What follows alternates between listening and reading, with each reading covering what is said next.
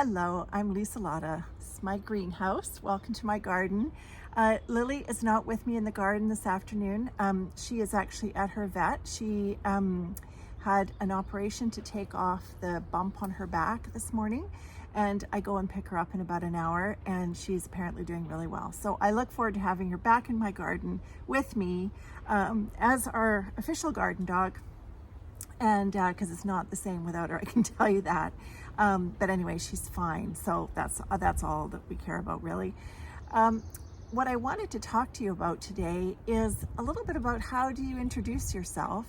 I was recently away for a trip that we take annually up island, same island, Vancouver Island. And it's to a place where people go like year upon year. And it's sort of like people, you can have, your space sitting and knitting and stuff like that too, and that's totally fine. But if you want to chat with people, then, a good time to do that is at, dinner time, because everybody kind of comes together in the dining room and sits around really big tables, and you can sit wherever you want, or you can eat outside or whatever. But the point being that because we have been doing this for so long, and so have other people, there are lots of people that you don't need to make an introduction with because you already know them after all this time, right? So then it's more about, hey, what's your take on this? Or, how's family member X? Or, you know what I mean? Like that kind of stuff. So it's quite lovely in that way. And then there's always new people every year. And we did 2 extra days this year. Which meant that we met new people, and that meant that we needed to introduce ourselves and meet these new people, which was fantastic. And I don't like to ask the question, so what do you do? Because I find that a really reductive kind of thing. And also people are on holiday, they might not want to talk about what their work life is. That's kind of not why they're there. And I think it's sort of reductive. So I don't ask that question. You could ask like the Elizabeth Gilbert kind of what's exciting you or what's exciting to you or whatever. That could be. Actually, one fellow at the table at lunchtime had said, so what was the exciting thing that you did this morning, or what's one, and maybe he's a facilitator, I actually don't know.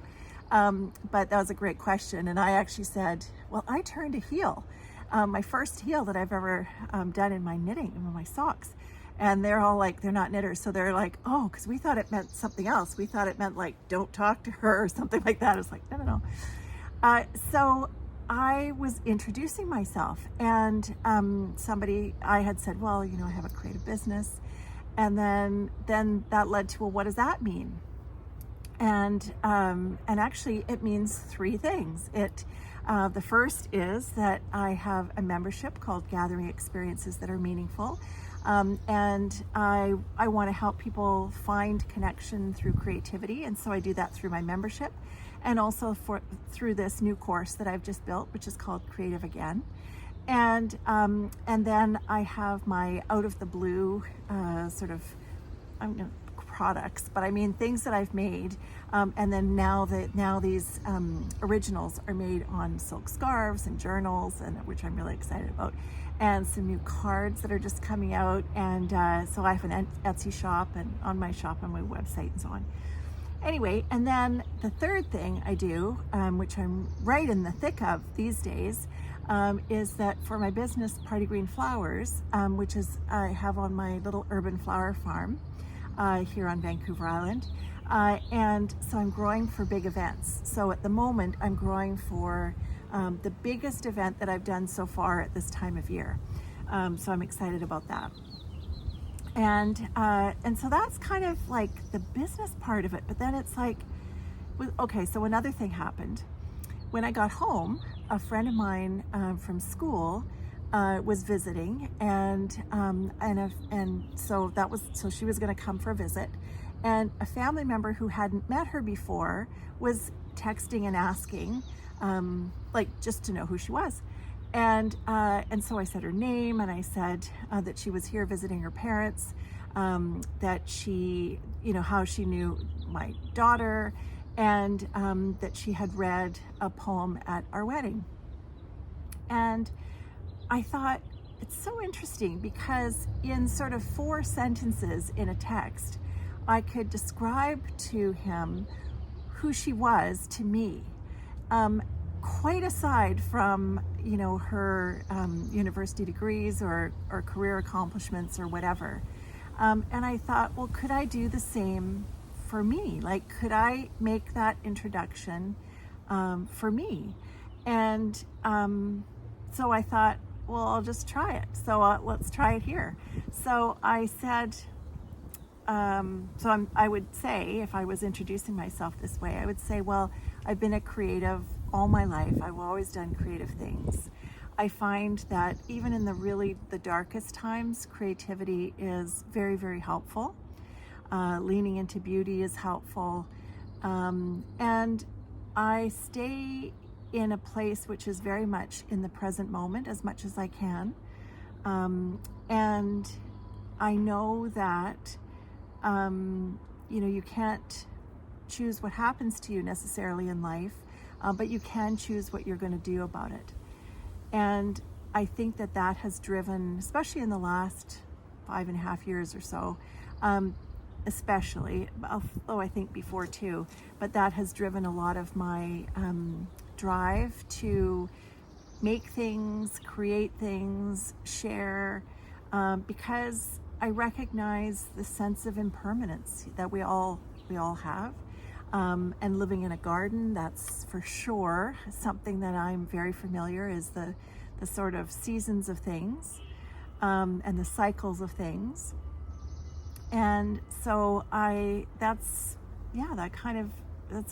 about it, I guess. I am very grateful for the life that I have. I think it's really a result of being very intentional. I'm very intentional about what I bring into my life, what media that I consume. I'm as fastidious, I guess, with that as I am with eating, you know, as healthy foods as I can and that kind of stuff, whole foods and so on, local to here, especially in this kind of season where we're getting into all the good stuff. My favorite's coming up. I've already planted them. There's some peas growing. They're not growing fast enough. But anyway, that's my very favorite. And strawberries, which are blooming here, but not quite coming yet, but they will. And so I guess that is kind of the sense as to like who I am.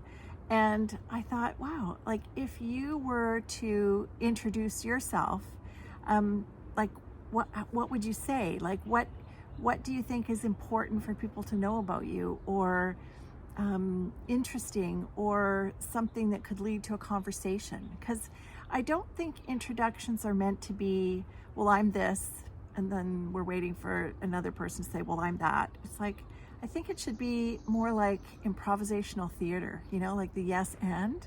I feel like it should be like, well, I'm creative and I turned this sock or whatever, or just forget the creative part, just I turned this, my first heel.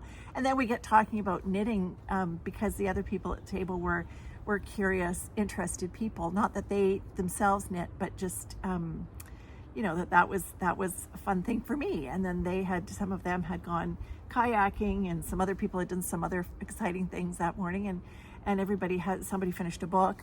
Like everybody, has something else to say. And I feel like that is the connection piece. That is the part where that is that opening to a conversation and to feel connected with other people. So yeah, I would be very curious to know how you would introduce yourself if you were sitting around a table with 8 other people that you may not have met before, and you're having dinner together, and like, what would you say? I would be really curious in the comments if you'd like to share. So I wanted to share my flowers this week. I have these, they're called Aquilegia. I'll take one out. Or Columbine is another common name for them. And this is this one. Isn't she lovely? They have self-seeded. I think I probably started them quite a few years ago now, in the garden. And then luckily for me, they just carrying on. They do take 2 years to kind of develop. So yeah, there's a bit of that. Anyway, this is what's in this vase. I'm loving this jug still, and filling it up with flowers each week, and sometimes more often, and sometimes they'll last more than a week, just depends. It's kind of neat actually how long they do last. I'm quite amazed. This calendula, Mom always grew this calendula, but it's lovely, right? Bit sticky. I'm not a sticky person. I don't like sticky stuff, but and then this one is has a lovely scent, the white one. So yeah, so lots going on in the garden, and I hope that you are having a wonderful day. And if you're seeing this first thing in the morning, I hope you have a wonderful day, and that you have moments where you can enjoy beauty and lean into a little beauty, where whatever it is, whether it's flowers or sounds or the light at this time of year where you are, whatever it is. And yeah, that you have a good day. I wish you peace on your path.